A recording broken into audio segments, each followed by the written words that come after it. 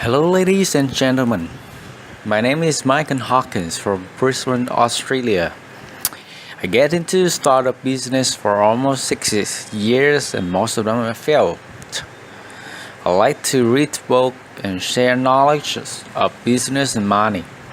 That's why I create this channel to share every single failure I have ever made via video clips. Hope that help you all get things done better. So, today the lesson is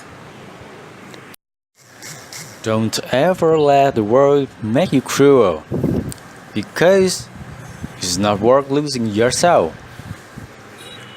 So, the first idea I want to talk about that is create your own inner sanctuaries of peace. If given a chance, the world will consume you with cruelty and leave you believing life is unfair. Everywhere we turn nowadays, bad news is there to remind us of the terrible conditions in the world. We are living in the most opportunity period of this century, yet equally is the most nihilistic. News events are broadcast into our living rooms 24 hours a day, 7 days a week.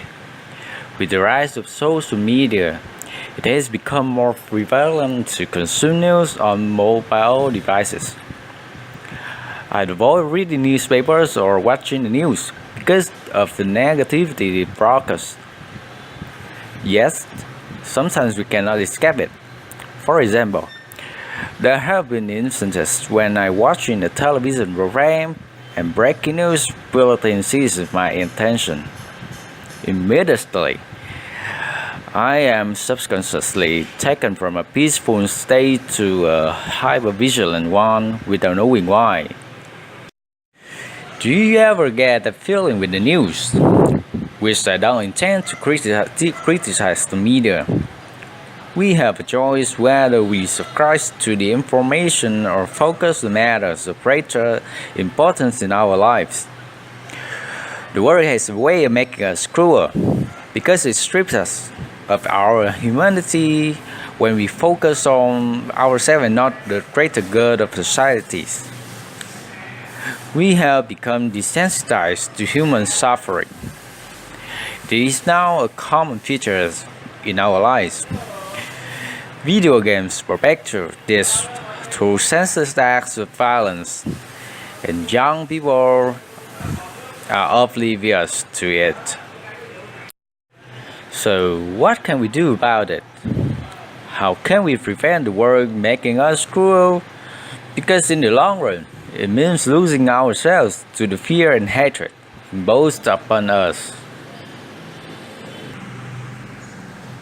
Obviously, if you are reading this, you value your personal growth and want to become a better person. My impression is that we must focus on what is close to our hearts and make that our centerpiece. For example, if meditation, mindfulness, and yoga practices are something you take part in, these are ways to shield yourself from the negativity of the world. It requires creating your own inner sanctuaries of peace despite what is taking place outside you. We can still nurture the seeds of equanimity, kindness, and compassion within ourselves without forsaking our values. Now we move to the ideas number 2. Our inner refuge of peace and harmony. We needn't subscribe to the drama of modern day life because it is a ghost to distract us from what is essential, knowing our true selves.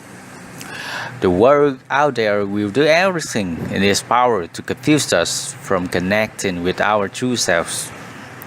This is the message embodied by the mentor and acclaimed international spiritual author Dennis Mary Jones, who writes in your redefining moments, becoming who you were born to be.